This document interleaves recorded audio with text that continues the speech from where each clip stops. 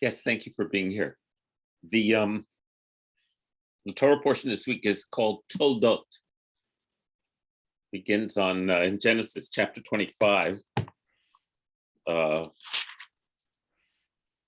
it's the middle of the chapter, isn't it? Yeah, verse 19. Anyway, let's say the blessing for studying Torah together, and then I'll tell you where the excursion I want to go on today. Baruch atah Adonai Eloheinu melech haolam, asher kitshanu b'mitzvotav v'tzivanu la'asok b'divrei Torah. Blessed are you, source of life, our God. Your presence fills the universe. And you have given us the mitzvah of engaging in words of Torah.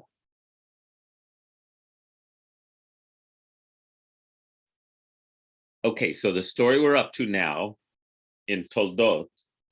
Remember last week, Isaac and Rebekah got married. Abraham died. Isaac and Ishmael buried him. And we're on to the next generation of this generational saga. And so in this one, Isaac and Rebekah have the twins, Jacob and Esau. And it's another great story. It seems that, Jacob's pretty wily. He's quite the trickster. And it seems that our ancestors didn't have a problem with a trickster as their as our ancestor, even though it bugs some of us who want someone who's more upstanding and heroic. But what I want to do today is I want to explore Esau's story, because for several reasons. You'll see that when we read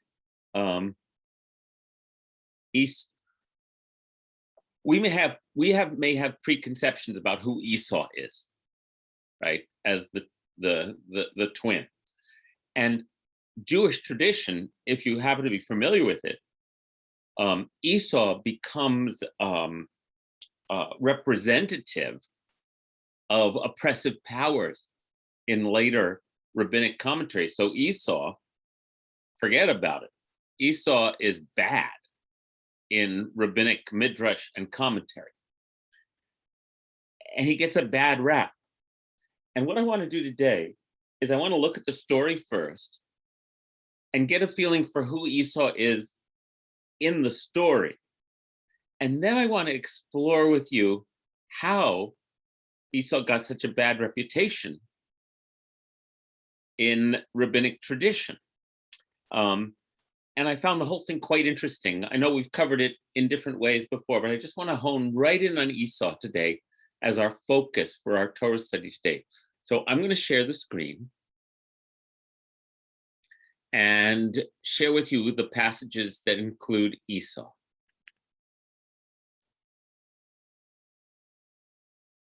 Hold on a sec. I trust you can see that? Yes? Okay, good. So this is the story of Isaac, son of Abraham. Abraham begot Isaac. And Toldot, which this translation says story, or the Toldot, the generations, often as it's called.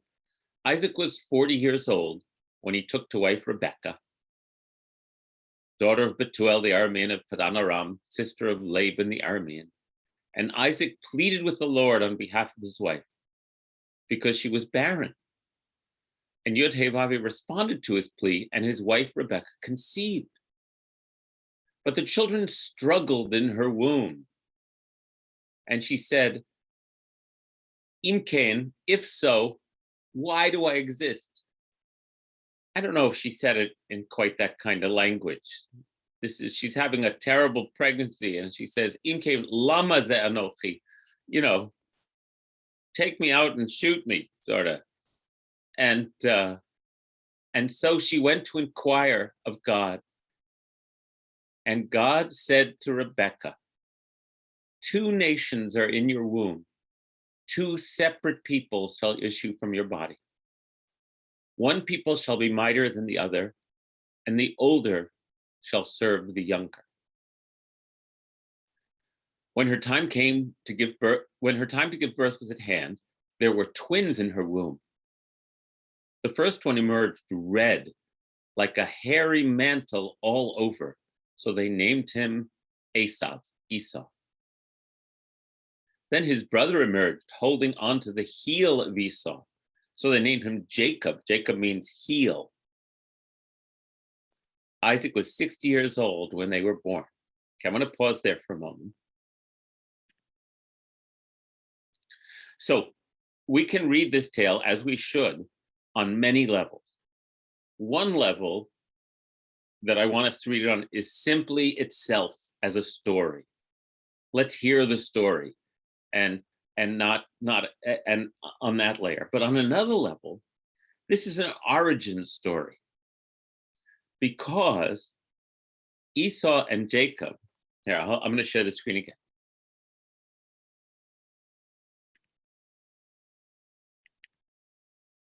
Because Esau and Jacob, here are their names, are brothers. They also represent kinship ties with a neighboring people. We are the children of Jacob, Israel, as his name is later going to be called. And our neighbors across the Jordan Valley, in the hills over the Dead Sea, and in that whole region there, are the descendants of Esau. And that area is called Seir, all through the Torah, Seir. And the nation is called Edom. Okay, now I'm telling you that because this is an origin story about us, the children of Israel, and Edom, our kinship neighboring people across the way. How do we know that? Well, why is Esau red and hairy all over? I mean, we've studied this on a mythic level, and there's actually a mythic motif that turns up in different traditions, in the ancient Sumerian tradition, in the storytelling tradition from fairy tales in Europe, where there are twins or siblings, one of whom is wild and hairy, and the other whom is smooth-skinned and mild, right? And that's certainly the paradigm that Esau and Jacob fit. However, in addition to that paradigm, Yetzei Harishon, the first one emerged, Admoni, red all over. But Admoni contains the word Edom.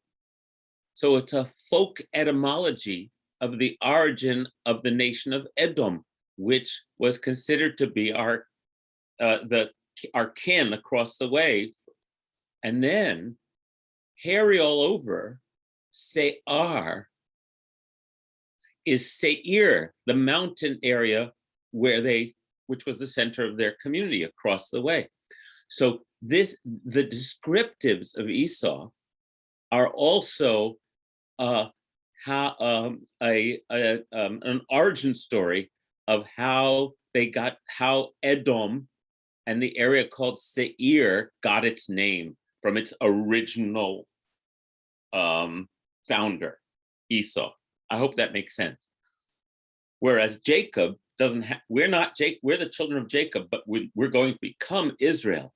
So in a number of chapters from now, when Jacob wrestles with the angel, he also gets his new name, wrestling with God, which is the folk etymology for our name Israel. Okay, so again, I'm jumping between levels, but I want you to hear this both as one of those stories about how things came to be, but now let's also read it on its own terms. Here we go.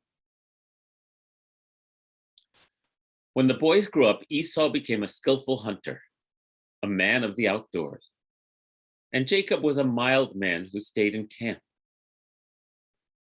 Isaac favored Esau because he had a taste for game. But Rebekah favored Jacob. Favored, ahav. Some of us know what the word ahava means. Loved. Isaac loved Esau because Isaac loved the venison that he brought home. And Rebekah loved Jacob. Once when Jacob was cooking a stew, Esau came in from the open, famished. Now, listen to how Esau talks. His character is consistent throughout the story. Vayomer Esau el Yaakov, give me some of that red stuff to gulp down, for I am famished. Which is why he was named Edom. This is another etymology for the reason Edom is named Edom. Haliteni na min ha'adom hazeh. This red stuff you have there in the pot. It's lentil stew. Because I am ayef, I'm tired. So here's another folk etymology, but the way Esau talks, as we've noticed in the past, is in really declarative, simple language, always. Please give me some of that red stuff. I'm beat, he said.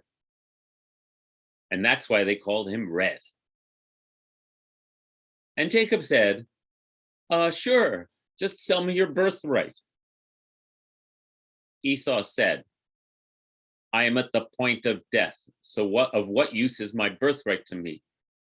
Hebrew, Hine anochi holech lamut. Look, I'm dying. Lama ze li b'chora, who cares about a birthright? And Jacob said, swear to me. I hear brothers at work here. So he swore to him and sold his birthright to Jacob. Jacob then gave Esau bread and lentil stew. And then he ate and drank, and he rose and went away. And thus did Esau spurn the birthright. Again, we look at the Hebrew. Vayochal, he ate. Vayasht, he drank. Vayakom, he got up. Vayelech, he went. Vayivez, and he spurned his birthright. It's fascinating Hebrew because it's 5 verbs in a row. Esau is what you see is what you get. He's a total man of action, not of reflection. Jacob is the wily one, right? Esau, 5 verbs in a row. No descriptives, just, okay. So that's the first time we encounter Esau. And from the Hebrew, again, it just gives you a great feel for who he is. I'm going to skip chapter 26, which describes the adventures of Isaac, and go to chapter 27.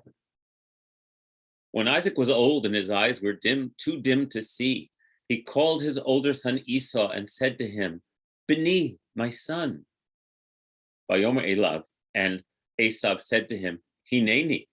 Here's a significant moment coming up. Here I am. And Isaac said, I'm old now. I do not know how soon I may die. Take your gear, your quiver and bow, and go out into the open and hunt me some game. Then prepare the dish I like so much. Bring it to me to eat, and then I'll give you my innermost blessing. My tivarechacha nafshi, my soul's blessing before I die. And as you know, probably in this story, Rebekah is meanwhile listening as Isaac speaks to his son Esau.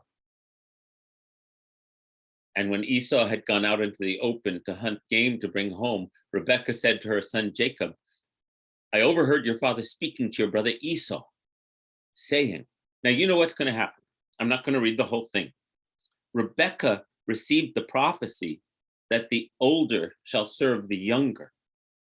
So she, in this story, it has to make sure that transpires. And when we focused on Rebekah, she, boy, does she know how to play her husband.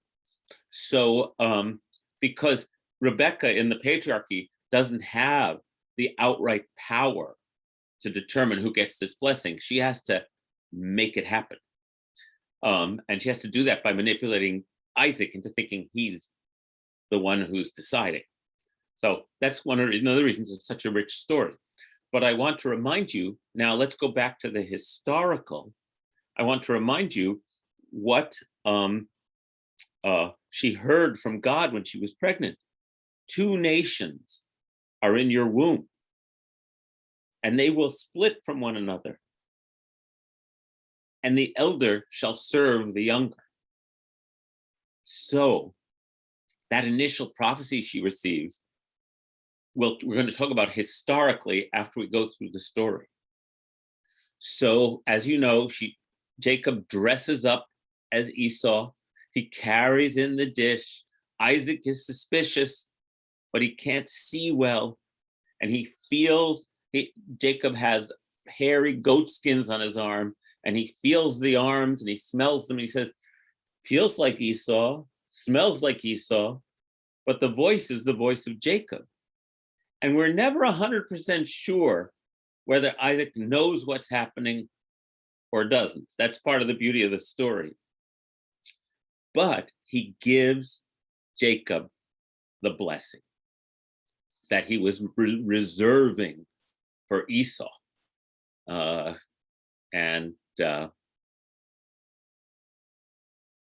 even says, are you really my son Esau? And he says, oh, I am. Well, then let me eat. And now he says, come close and kiss me. And he smelled his clothes and he blessed him, saying, the smell of my son is like the smell of the fields that the Lord has blessed. This is not Esau. There's something about Esau that's wonderful, even though he gets a bad rap later on. He's out in the fields. He smells like the outdoors. His father loves this energy. And so he gives Isaac the blessing he was reserving for Esau. May God give you of the dew of heaven and the fat of the earth, abundance of new grain and wine. Let people serve you and nations bow to you. Be master over your brothers. That's the key line. And let your mother's sons bow to you. And cursed be they who curse you, and blessed they who bless you, which is exactly how God blesses Abraham. And so the blessing of God to Abraham is being passed to Jacob, not to Esau. No sooner had Jacob left the presence of his father Isaac, after Isaac had finished blessing Jacob, than his brother Esau came back from his hunt. He too prepared a dish and brought it to his father. And he said to his father, Yakom Avi. No, see, I'm not going to do this fancy language. Yakom Avi, get up, Dad. Vayochal mitzed beno. Eat of your son's game. Ba'avur tvarchani nafshecha, so I can get your innermost blessing.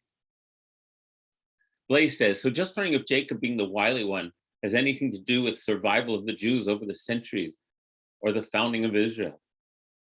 A useful quality to have inherited? Oh, I have so much to say about that. That's beautiful. Blaise, let's hold on to that comment for a while. It's worth reflecting on. So his father Isaac said to him, who are you? He said, Ani bincha, I'm your son, your eldest. Esau. Yes, it can also be flipped into anti-Semitism. Okay, I want to take this little excursion here. I just read a book called The Jewish Century by a professor of Russian Jewish history called Yuri Slezkin, that describes, he uses the terms Mercurian and Apollonian. And that he says every society, and he goes all over the world in this survey, it's quite fascinating, has a class of landed people who are the peasants, the farmers, the hunters. And in that class of people, there is another category who are the intermediaries, the literate, the traders, the artisans, the folks who aren't landed and grounded in the land, but are rather service the landed population. And the Jews occupied that role in Europe. He names other peoples all over Africa and Asia who occupied the similar role. And so in a way, yes, Jacob is the man of the tent. Jacob is the one who manipulates and is wily and makes deals and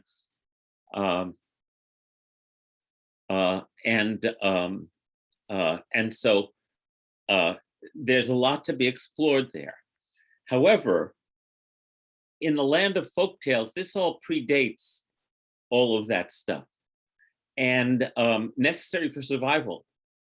It can be used for not good purposes too.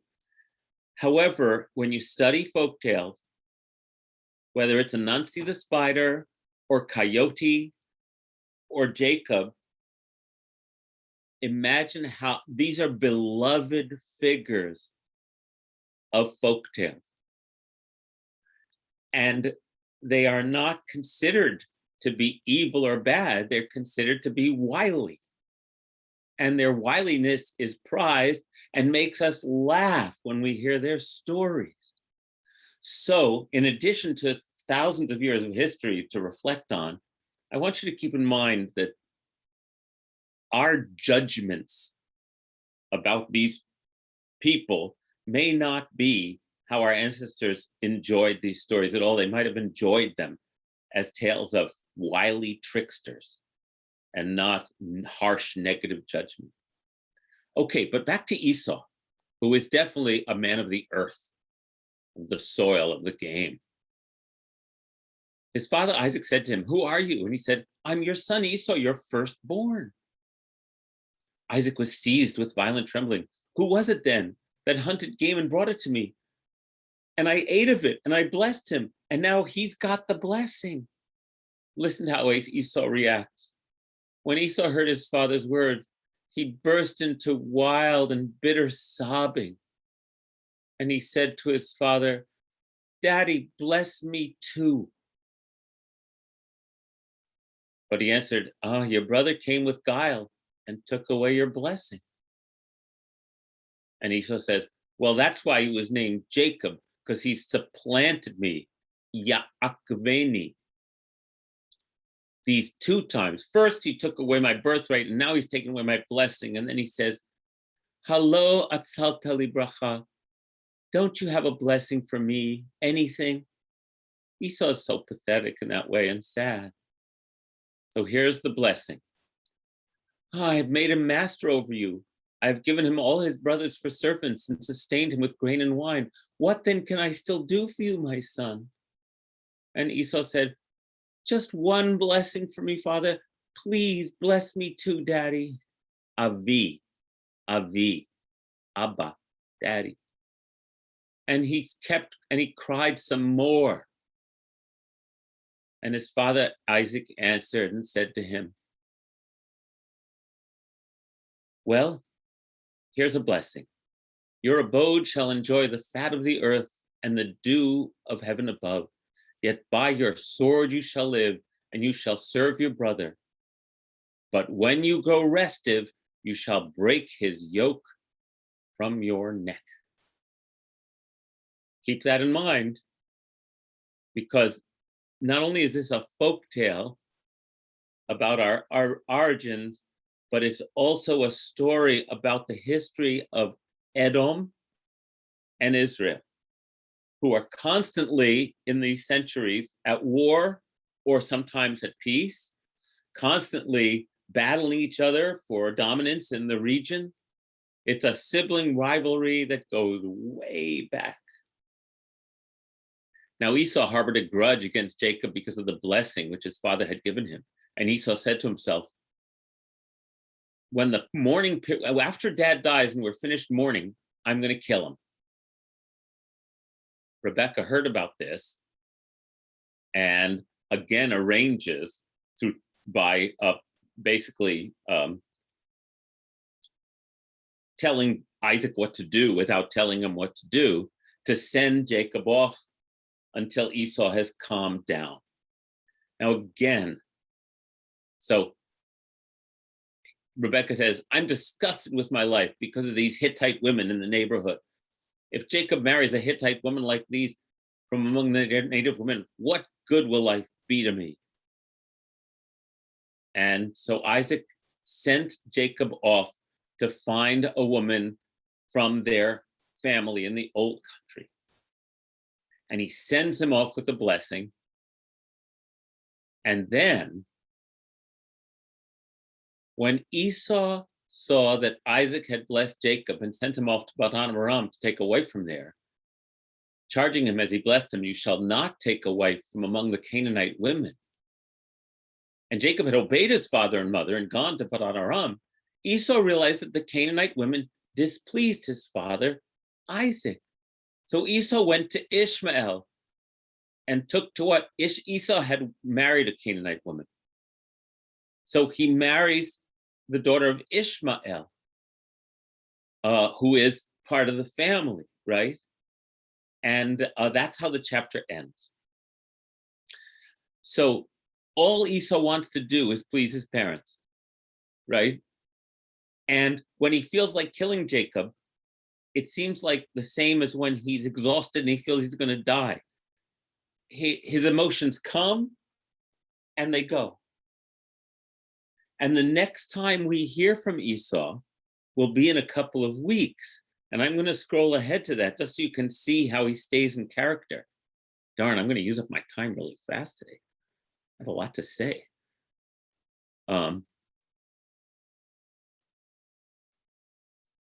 Don't get dizzy while I do this.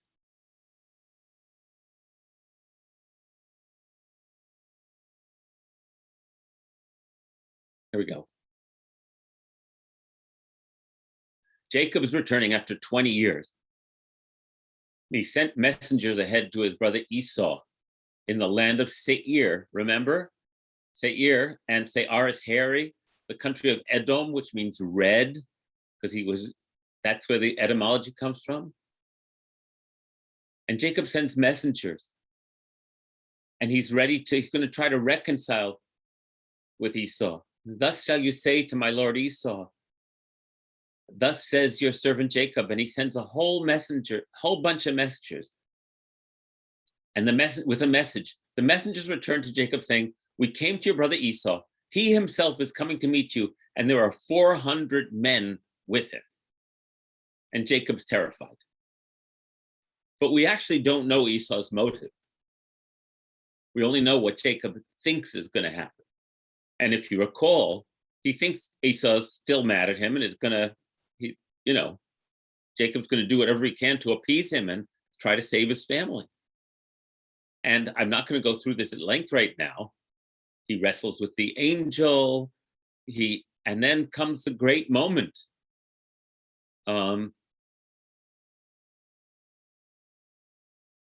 Looking up, Jacob saw Esau coming, accompanied by 400 men. And he went up ahead and bowed low to the ground 7 times. And here's how Esau reacts. Vayarotz Esav likrato. Esau ran to greet him. Vayichabkehu, he hugged him. Vayipol al tzvarav, he fell on his neck. He kissed him, and they wept. Isn't that beautiful? And it's right in character with Esau. And then Esau looks around, he saw the women and children, and he says, Mi elalach, who are these people? That's all he says. Who are these people? And Jacob answered, they're the children God has blessed me with. And they all greet him. And then he says, why did you send me all these gifts? And Jacob answers, to gain my Lord's favors. And Esau says, I have enough, my brother. Let what you have remain yours. Again, you hear the directness of Esau's communication. If he was mad 20 years ago, he forgot about it. It comes and it goes. And Jacob then, please accept my gift, please, please, please, and let my Lord. And Jacob is just still just being so, using such fancy language. And Esau said, well, let me assign some of the men who are with me, and he says, Esau says, come home with me, and says, no, no, no, no, no, you go ahead. My kids are too slow. There's too many cattle. You go ahead. And he says, well, I'll come with you. No, no, no, go ahead, go ahead. And Esau starts back on his way to Seir. And Jacob doesn't even go there. He goes to another place. So Jacob is still being Jacob. He's full of words. And then the one more thing to know about Esau is that when it's time, when Isaac dies, the last we hear from Esau, coming up, and then I'll read Blaze's comments and talk to you. Rachel dies, Benjamin is born. And Jacob came to his father Isaac at Mamre, where Abraham and Isaac had sojourned. Isaac was 180 years old when he breathed his last and died. He was gathered to his kin in ripe old age, and he was buried by his sons, Esau and Jacob. So even though Esau now lives in Seir and Jacob lives on this side of the river and in the mountains of Hebron and in the hills of Judea, they come together and bury their father. And that's the last we hear from Esau. But then in chapter 36, an entire chapter is dedicated to the family tree of Esau and his descendants. The whole chapter is his wives, his children, who descends from him, where they lived. A whole chapter about Esau, the kings of Edom.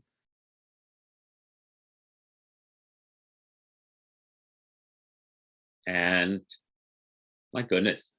And then, so 43 verses dedicated to Esau's line. So on the face of it, Esau is a deeply sympathetic character who just wants to please his parents, who is kind to his brother after he gets over being cheated by him over and over, and who's important enough to the Torah that he and his lineage, that an entire chapter is dedicated to his family line. Let's see.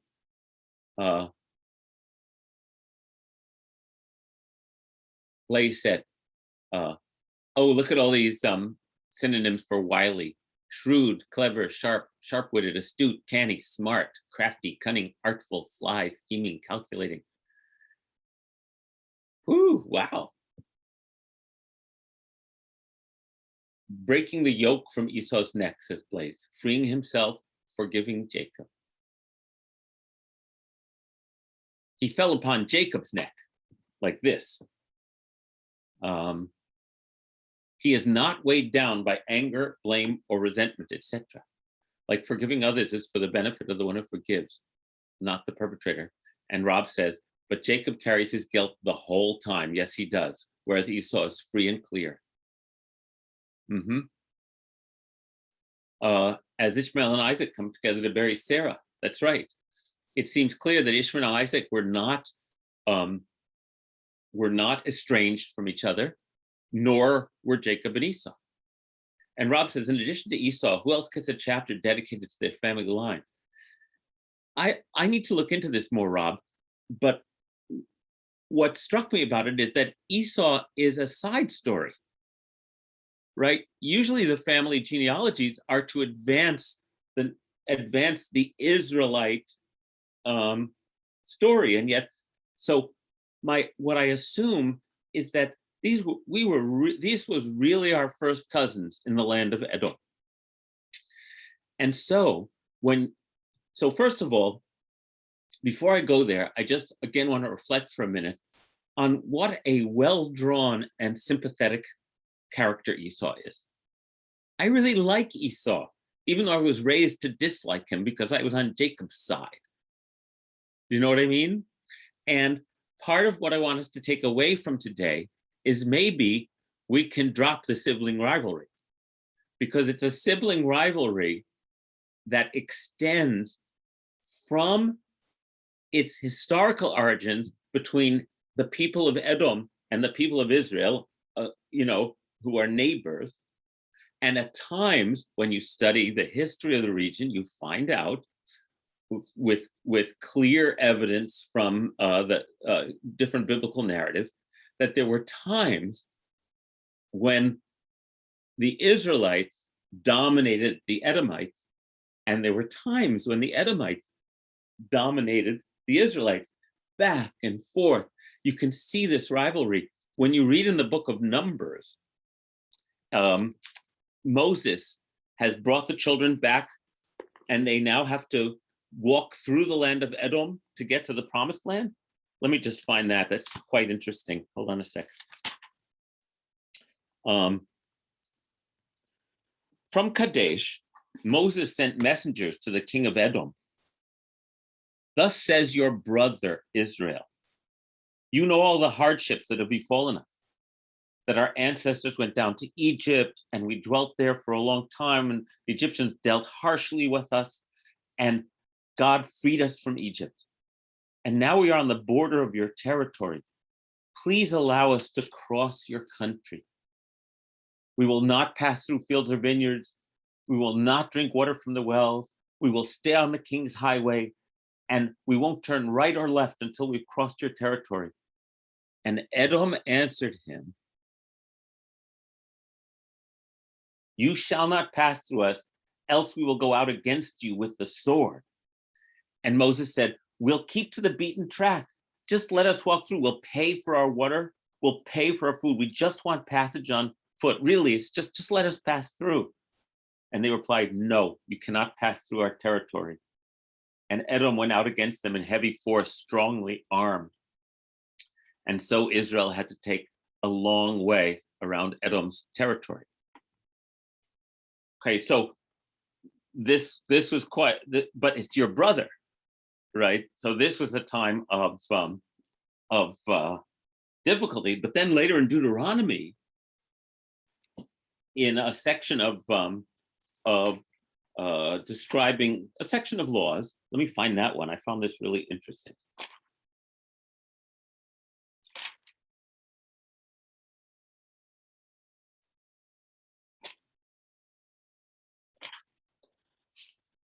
Sorry. You shall not abhor an Edomite, for they are your achicha, they are your brother. Children born to the Edomites may be admitted into your community. That's a law in Deuteronomy. Okay, so there's all of this sibling thing. So one thing we can then discern from the prophecies that Rebecca receives is that the elder shall serve the younger.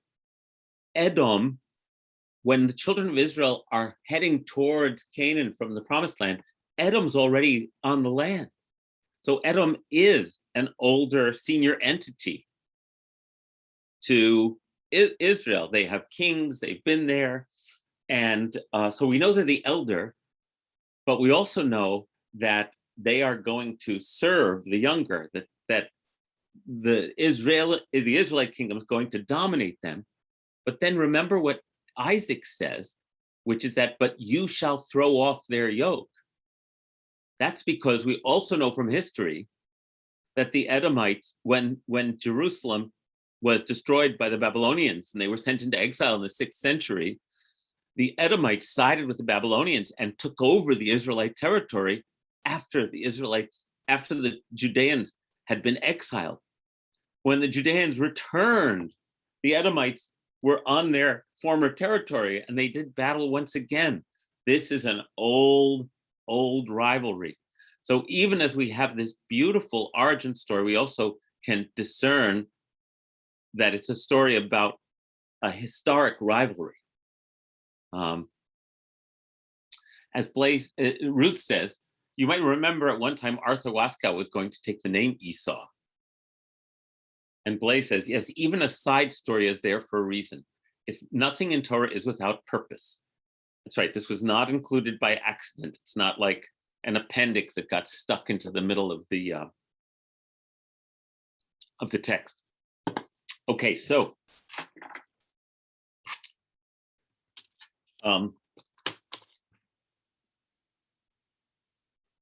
so I love Esau, right? And I love in the Torah. What happens to Esau? How did Esau manage to rise to such wealth and power? Well, it's all relative. They were all herdsmen and they were successful. And so their flocks and herds multiplied and, they were on trading routes. And so they traded in goods. They were successful in that region.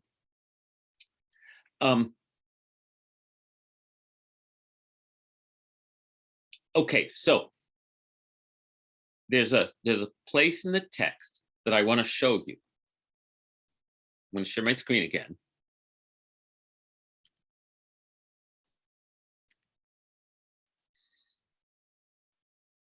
And go back to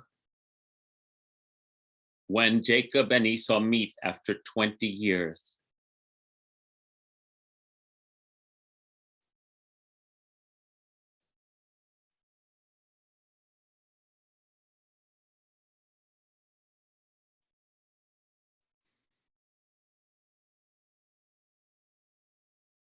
Sorry, I went too far. Oh goodness, come on, Jonathan. Here we go.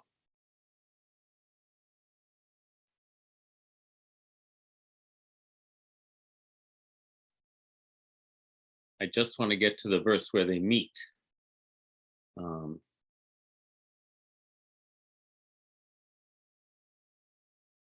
It's right up here. Okay.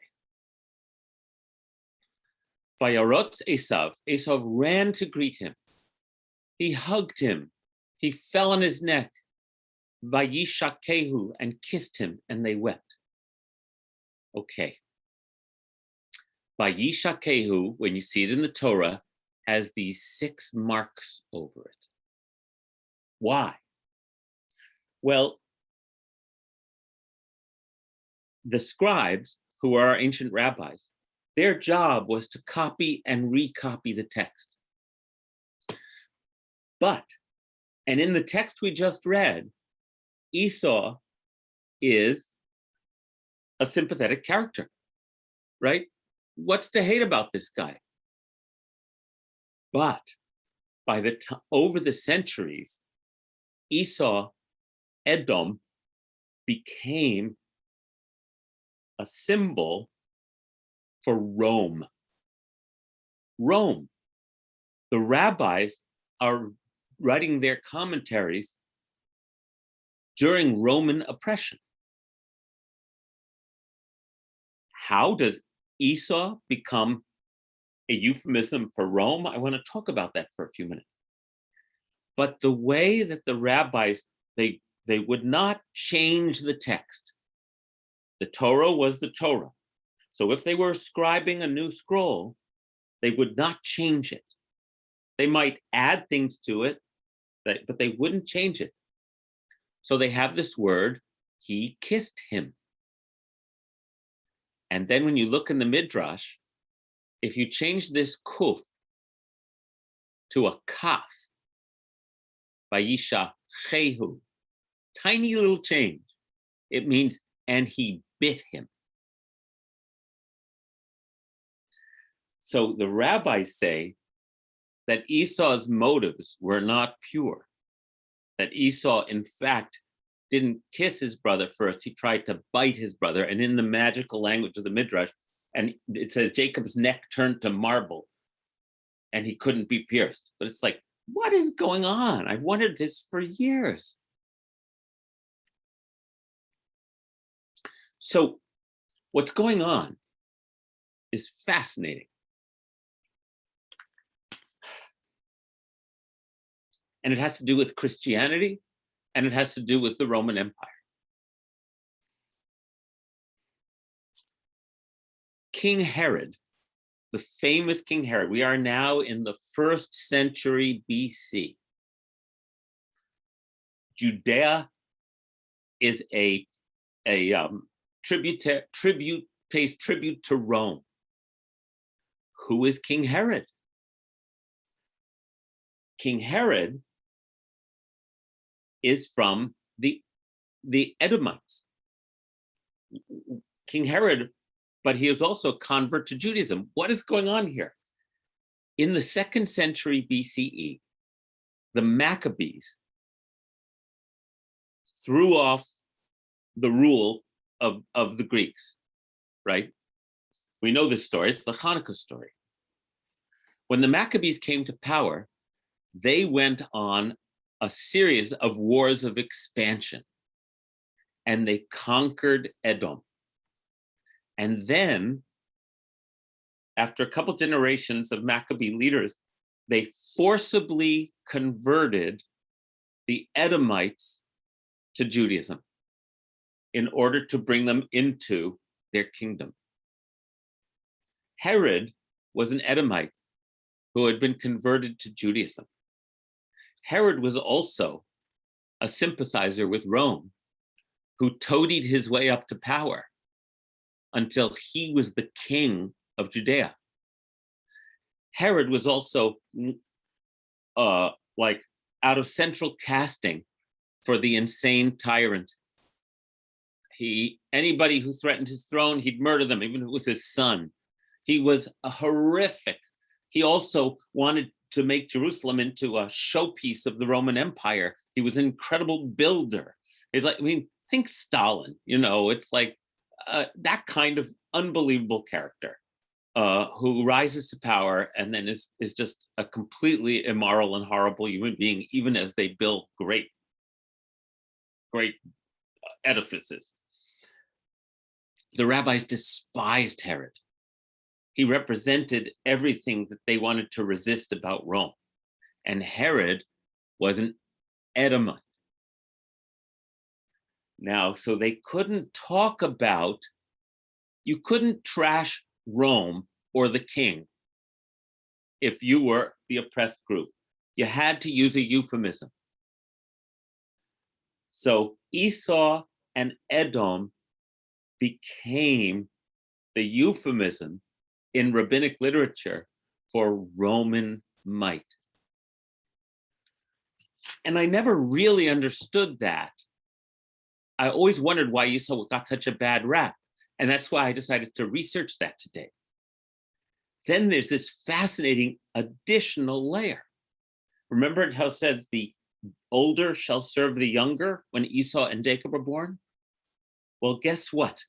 The early Christians identified themselves as Jacob, and the Jewish people who wouldn't accept Christ as Esau.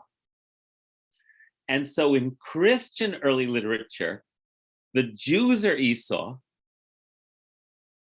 and the Christians who have the younger ones are Jacob. The Jewish writers knew this story, and so they told the other story. So we have this tit for tat thing going on that, as you know, by the 4th century, the Roman Empire under Constantine converts to Christianity. And now Rome and Christianity have become one. Both imperial power and the religious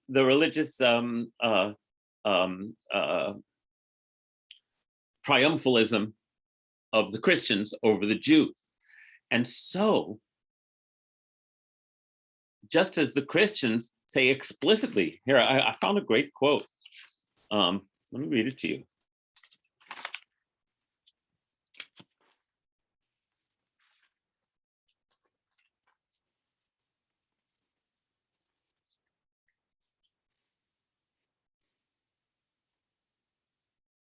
Right, this is in the 3rd century. A Christian church father saying, "From Rebekah's womb, 2 peoples and 2 clans were about to come forth, and they are, of course, the Jews, that is Israel, and the Gentiles, that is us. For indeed, God designed 2 clans to come forth from the womb. But the first, the elder people, namely the Jewish, inevitably will serve the younger. The younger people, namely the Christian, will rise above the elder." So even though the Jews, obviously, Jacob is our story, for the Christians, they take that story and they say, no, no, no, you Jews, you're Esau. We're the ones who get to wear the mantle of being the descendants of Jacob. And so in rabbinic commentary, again, they have to use euphemisms. And they fight back. And so in this coded language of Midrash, let's see. Deborah Berger, sounds like everyone thinks they're the victim. Ain't it the truth, Deborah? So I'm closing in on sort of, I'm getting closer to the end here. In the Middle Ages, by the Middle Ages, here's what a famous Jewish commentator, Abraham ibn Ezra in the Iberian Peninsula said. It says, there are many references in the Torah later to Esau and to Edom. And in some, they just, because, and so I won't go into that, but I'll say, Edom, this is a reference to Rome and Constantinople. And they are called Edomites because they joined with the teachings of Edom, which is their euphemism for Christianity in the Middle Ages. And this teaching is called Edomite because the Edomites were the first to believe in the teachings of Ha'ish Hayadua, the guy we all know we're talking about, Jesus. He can't write Jesus. If he writes Jesus and writes Christianity in his commentaries, his books are going to be burned and Jews are going to get killed, right? This is the Middle Ages now. And so it's just fascinating to me that that this sibling story, this rivalry, managed to expand from the tribe of Edom, the people of Edom and the people of Israel, telling their origin stories. And when we read the origin story, remember, Esau's not really an enemy. They bury their father together. They go their separate ways, but they've reconciled from their early. It's like in the Torah, it's kind of a happy ending. It is. But that rivalry then expands into the rivalry between Christian Rome and the Jews, each claiming, once again, to be the true recipients of the prophecy that the elders shall serve the younger. So there was, here, I want to, I think I have this to share with you. Yes, this is from Rabbi Sylvia Rothschild. She had a beautiful ending to her commentary.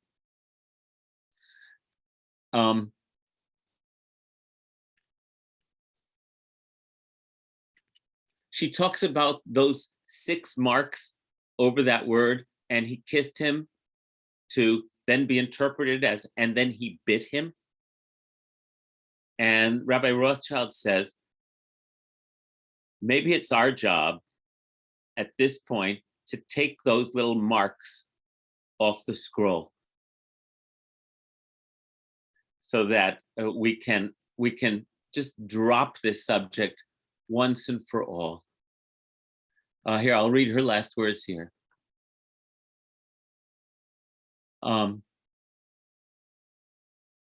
If Esau really kissed Jacob on his vulnerable, smooth neck, the part of him so unlike Esau, Jacob had queried whether his father would know him by it, his smooth skin.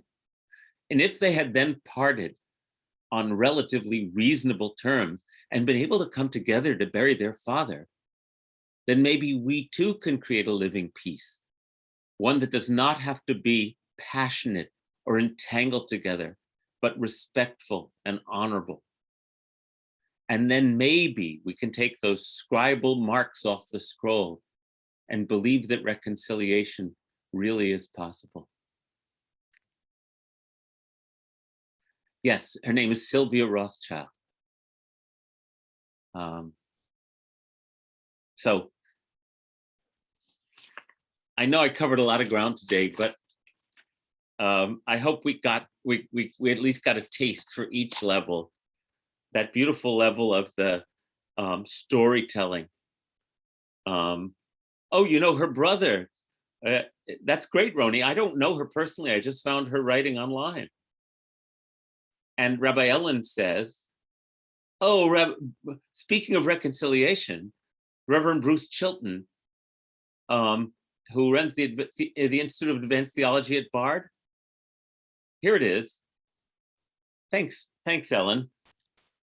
Herod the Great and the politics that divide us. That's amazing, given that that's what I'm talking about here. That is so cool. How Rome made Herod into the king of the Jews, how the Jews despised Herod. That's going to be a really interesting lecture. Great. Thank you so much. So I'm going to say it one more time.